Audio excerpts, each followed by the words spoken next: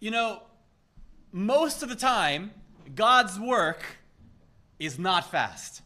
It's not zipping along as we see in Jonah chapter 3 or in the life and ministry of our brother Patrick. Most of the time, God's work is pedestrian. Do you know what I mean by pedestrian?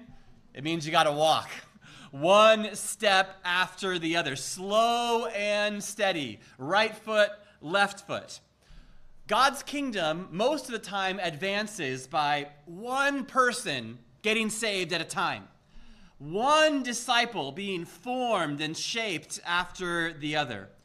One little boy taking a step of faith or obedience. One brave mother doing what's right when times are hard. Bit by bit, pedestrian. But then every once in a while, repentance goes viral.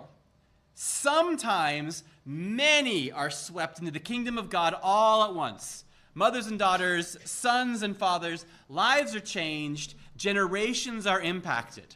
And this is this wonderful miracle that theologians refer to as revival. All of a sudden, that which is dead, life is breathed into it, and it is revived. It's also referred to as renewal, or an outpouring of God's Spirit upon a dry and a thirsty land where there is no water. And in our passage today, in this book of Jonah, we're going to see a miracle. And oftentimes, when people think about the short little book of Jonah, they do think about miracles. They think about the miracle of the storm.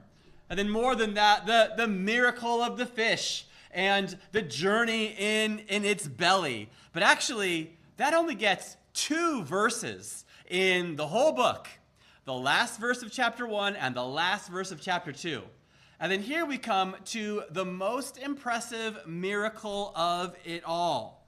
The main miracle, the kind of miracle that I'm hoping and I'm praying that I could see in my lifetime. Guys, I don't pray for the miracle of surviving inside the belly of a fish. I don't want that, but I want a chapter 3 miracle. I don't know about you. I want to see this kind of revival, this kind of outpouring that took place long ago in a different place, and also somewhat more relatively recently in this place, a mere 1,600 years ago. But we see a whole city, a whole region full of rebels against God that change. To borrow the language of Patrick, people that have never known God, people that have worshipped idols and unclean things, all of a sudden changed generationally. It impacts not just a moment, but it impacts a generation and the kids to follow. Anyone excited about that? So that's where we're going. That's what chapter 3 is all about. It's a surprising miracle of mass conversion and viral repentance.